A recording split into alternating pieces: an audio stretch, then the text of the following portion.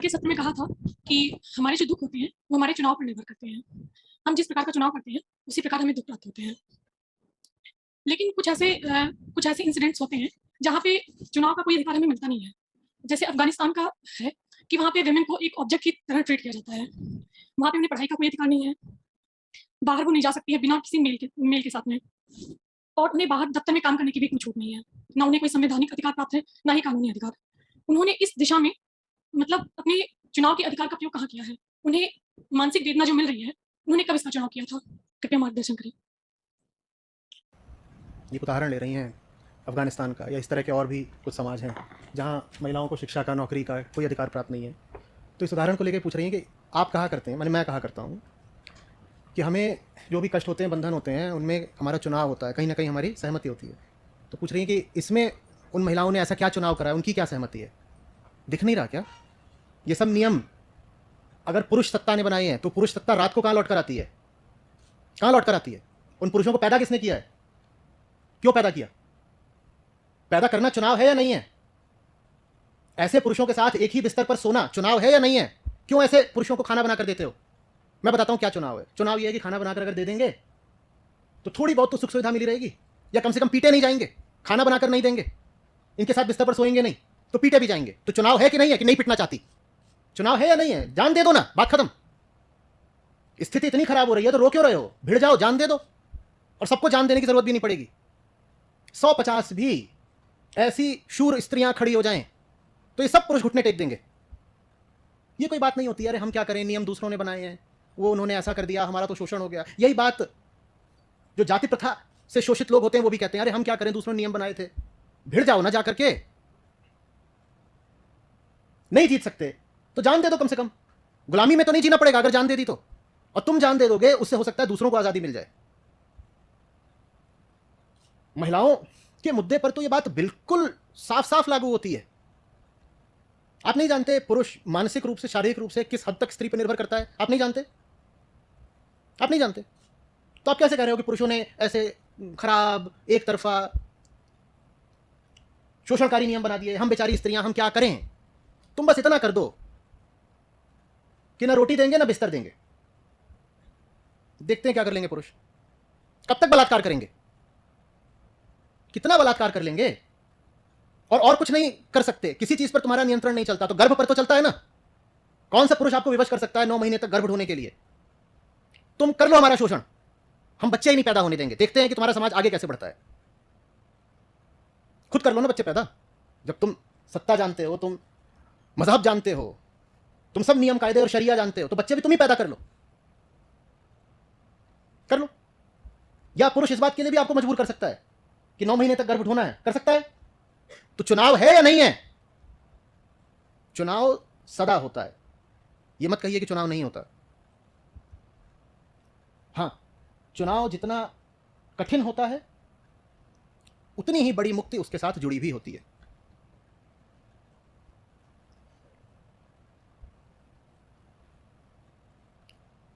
घूमते तो रहते हैं सब पुरुष, और सबको फिर जीवन सुना सुना भी लगता है अगर जीवन में कोई महिला ना आए तो। मत आओ ना किसी के जीवन में, मत आओ। और जीवन में लाने का मतलब बिस्तर पे लाना ही होता है, पर कहते ऐसे ही हैं कि तू मेरी जिंदगी में आ जा, मेरा सूनापन भर जा। तुम्हें अगर पता है कि ये सब पुरुष शोषण करता है तो मत आओ ना किसी के जीवन में, लेकिन आओगी जरूर। क्यों? क्योंकि तुम भी हो उन्हीं पुरुषों जैसी। जैसे वो कह रहे हैं कि जीवन सूना सूना है, कोई आ जाए गोद में बैठ जाए, वैसे आपको भी जाके बैठना है किसी गोद में। तो स्वार्थ फिर दोनों ओर से बराबर का हो जाता है।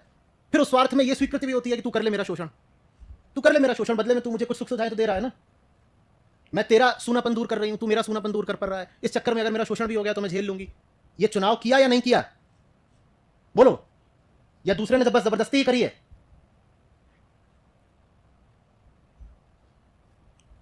2-4 साल पहले जब तक मैं लोगों से व्यक्तिगत मुलाकातें करने का समय निकाल पाता था, आती थी देविया बात करने, और 10 में से 5 का यही रोना होता था, हम क्या करें, स्थितियां खराब हैं। आचार्य जी आप बोलते हैं कि स्वावलंबी रहो लेकिन घर वाले काम नहीं करने देते, ये परेशानी है, ऐसा है, वैसा है। और फिर मैं देखता था उनके हैंडबैग को, मात्र 75,000 रुपये। घर वाले काम नहीं करने देते, 75,000 का हैंडबैग कहाँ से आया? सारी कहानी साफ हो गई ना। काम क्यों नहीं किया जा रहा? सब साफ हो गया ना। अब बता दो ये चुनाव है या नहीं है? लेकिन हमें दोनों तरफ से मिठाई चाहिए। ये भी रोने को होना चाहिए कि मैं क्या करूं, मेरे पति ने मेरा शोषण कर रखा है, है? रोने का भी तो एक लुत्फ होता है। सबकी नज़रों में अपने आप को पीड़ित दिखाओ, उसका मुआवजा मिलता है, फिर मज़ा आया ना। और साथ ही साथ 75,000 के हैंडबैग का भी मज़ा लो। 75,000 का हैंडबैग ही नहीं है, वो पति की गाड़ी में आई है और सॉफ्टवेयर ड्रिवन गाड़ी है, वो बाहर इंतजार कर रहा है ड्राइवर। पति की गाड़ी में आके पति का ही ड्राइवर से पति का ही दिया हैंडबैग लेकर के, पति के ही पैसों की डोनेशन दे करके पति की शिकायत कर रही हैं और फिर कह रही हैं हम क्या करें, हमें तो इस पितृ सत्तात्मक समाज ने गुलाम बना रखा है। पैट्रियार्की हाय हाय। और नारे लग रहे हैं और मैं बस उस हैंडबैग को देख रहा हूं। ये आया कहां से?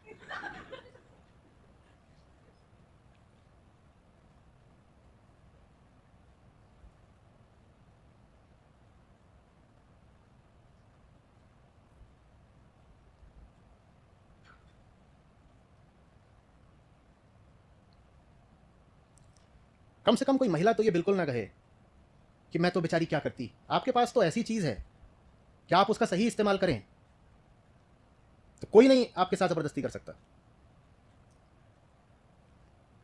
जिस चीज को महिला अपनी कमजोरी मानती है, पहली चीज, जिस चीज को बहुत सारी आधुनिक स्त्रियां वेपनाइज करके अपनी स्वार्थ पूर्ति करती हैं, ठीक उसी चीज का अगर सही इस्तेमाल किया जाए तो आपकी मुक्ति में सहायक भी हो सकती है। मैं किस चीज की बात कर रहा हूं? मैं आपके शरीर की बात कर रहा हूं। शरीर से पुरुष की अपेक्षा कुछ दुर्बल रही है स्त्री, इस बात को दुर्भाग्य की तरह लिया गया। ये देखो, ये तो एक प्राकृतिक हैंडीकैप है। और आज के समय में उसी शरीर का सस्ता ओछा बाजारू इस्तेमाल करके बहुत सारी स्त्रियां लाभ उठा रही हैं। किस तरह के लाभ? वही ओछे लाभ। लेकिन मैं कह रहा हूं उसी शरीर का सही इस्तेमाल करिए तो वो शरीर ही आपकी मुक्ति में सहायक भी बन जाएगा।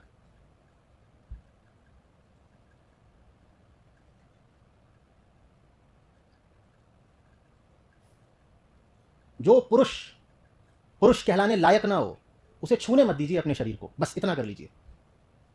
थोड़ा आत्मसंयम सीखिए, आप भी अपनी वासना पर थोड़ा नियंत्रण करना सीखिए और तय कर लीजिए कि हाथ मुझे वही लगाएगा जो हाथ लगाने लायक होगा। नहीं तो जीवन भर अनछुए रह लेंगे, कुंवारे भी रह लेंगे। इतना कर लीजिए, फिर बताइए कौन आपका शोषण कर सकता है।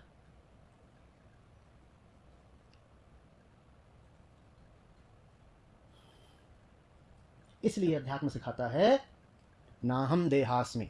इसलिए मैं कहा करता हूं कि स्त्रियों के लिए तो अध्यात्म और ज्यादा जरूरी है। जानो कि तुम देह मात्र नहीं हो, जानो कि देह के अनुसार व्यवहार करना तुम्हारी मजबूरी नहीं है। देह से कोई रिश्ता भी रखना है तो मालिक का रखो, देह के मालिक हैं हम, देह हमारी मालिक नहीं है। हम देह के अगर मालिक हैं तो देह का इस्तेमाल करेंगे, सही उद्देश्य के लिए देह का इस्तेमाल करेंगे। देह की कठपुतली बन के नहीं नाचेंगे। देह की कठपुतली बनना माने हार्मोन्स हैं, उनसे भावनाएं उठ रही हैं, ये वो वही विचार आ रहे हैं और उसी हिसाब से हम चल रहे हैं, नाच रहे हैं। वैसे नहीं जीना है। देह का इस्तेमाल बंदूक की तरह करना है। धर्म युद्ध है।